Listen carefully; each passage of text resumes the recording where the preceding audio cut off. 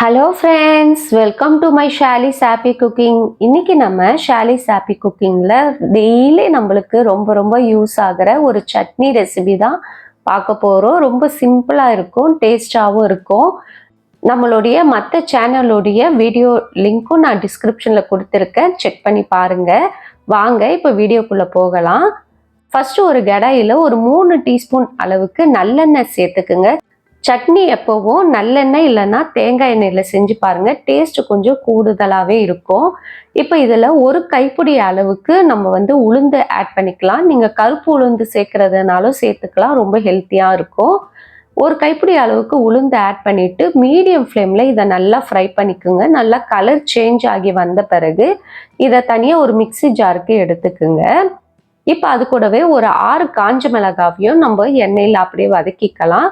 இது தீயக்கூடாது, லைட்டாக நீங்கள் ஃப்ரை பண்ணாலே போதும். எண்ணெய் நல்லா சூடாக இருக்கும், அதனால லைட்டாக ஃப்ரை பண்ணிவிட்டு இதையும் மிக்ஸி ஜாரில் சேர்த்துக்குங்க. இப்போ உங்களுக்கு எண்ணெய் பத்தலைன்னா ஒரு 2 டீஸ்பூன் எண்ணெய் ஆட் பண்ணிக்கோங்க.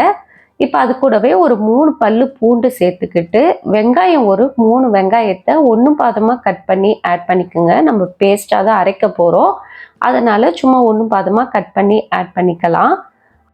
அது கூடவே ஒரு பெரிய தக்காளி ஒன்று ஆட் பண்ணிக்கோங்க. உப்பு சேர்த்துக்குங்க, அப்போ தக்காளியும் வெங்காயமும் சீக்கிரமாக வதங்கி வந்துடும்.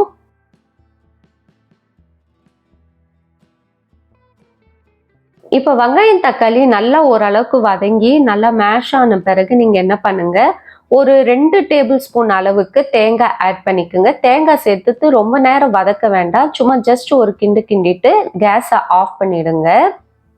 இப்போ இதை மிக்சியில் சேர்த்துட்டு நம்ம ஃபைன் பேஸ்ட்டாக அரைச்சிட்டு வந்துடலாம். பாருங்கள், இந்த மாதிரி அரைச்சி ரெடியாக வச்சுக்கோங்க. இப்போ இதுக்கு ஒரு தாளிப்பு கொடுத்துடலாம்.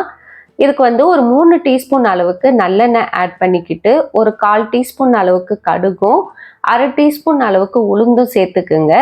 ஒரு 1/2 டீஸ்பூன் அளவுக்கு கடலைப்பருப்பு சேர்த்துக்குங்க.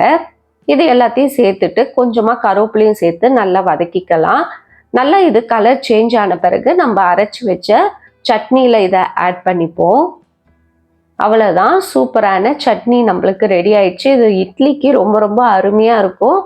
தோசையை விட இட்லிக்கே சூப்பராக இருக்கும். கண்டிப்பாக இந்த ரெசிபி ட்ரை பண்ணி பாருங்கள். இந்த வீடியோ உங்களுக்கு பிடிச்சிருந்தா மறக்காமல் லைக் பண்ணுங்கள், ஷேர் பண்ணுங்கள், சப்ஸ்கிரைப் பண்ணுங்கள். இன்னொரு வீடியோவில் உங்களை சந்திக்கிறேன். பாய் பாய் ஃப்ரெண்ட்ஸ்.